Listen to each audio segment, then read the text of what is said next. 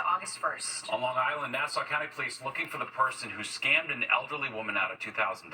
The man said he had a winning lottery ticket but couldn't cash it, so he asked her for the money.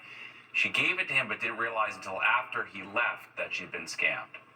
If you're not sure about something, call the police. We're the experts. We'll tell you if this is bad or good. 90% of the time when somebody comes up to you and says, I got a winning lottery ticket, but I need collateral, you know that's not going to be good. Yeah, police say the scam happened Tuesday on Nassau Road in Roosevelt.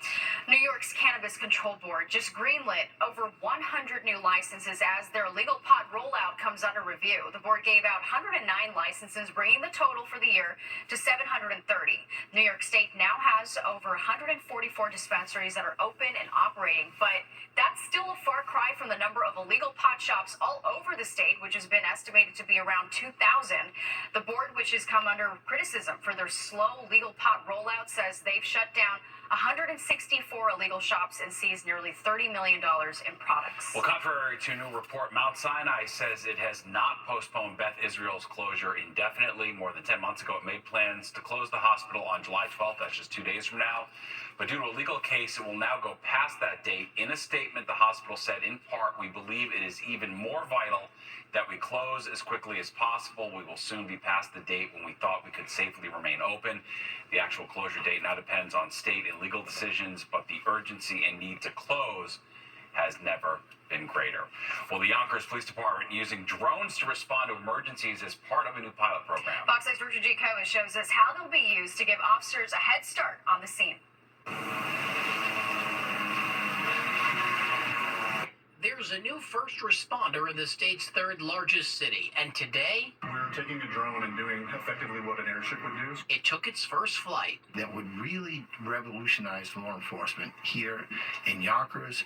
No, we aren't talking police officers or firefighters or even EMS. This is a first responder drone, rolled out by the Yonkers Police Department as a first-in-the-region pilot program, which allows drones to be deployed in emergencies, flying over more than half of the city above traffic in record time. The biggest advantage of a drone response in support of our officers on the street is the live video feed that will be sent to our officers in real time, displayed in their police vehicles and on their mobile devices. Now, officers know what to expect before they arrive.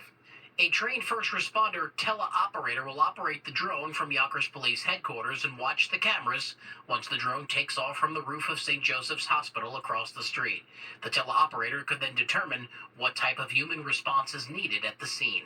If we get a call that somebody's distressed in the water in the Hudson, that drone will get there faster on our boat, and we'll be able to deploy a life-saving device to somebody who might be struggling in the Hudson River. And even the public will be aware of when the drone is flying with daily updates on the Yonkers Police website. The public will be able to see the date and time of flights, flight paths, duration, as well as the reason for the flight and the call type that it went to.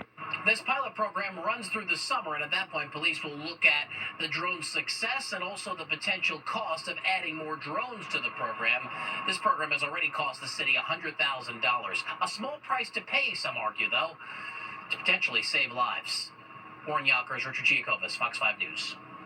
NASA working to bring home 2 astronauts who should have been back on Earth weeks ago. Last month, NASA test pilots Butch Wilmore and Suni Williams were the first 2 people to ride aboard Boeing's new Starliner capsule to the International Space Station. Helium leaks and thruster failures almost derailed their arrival, and now those issues have kept them there much longer than planned. Despite the problems, the astronauts are still confident they will return home safely.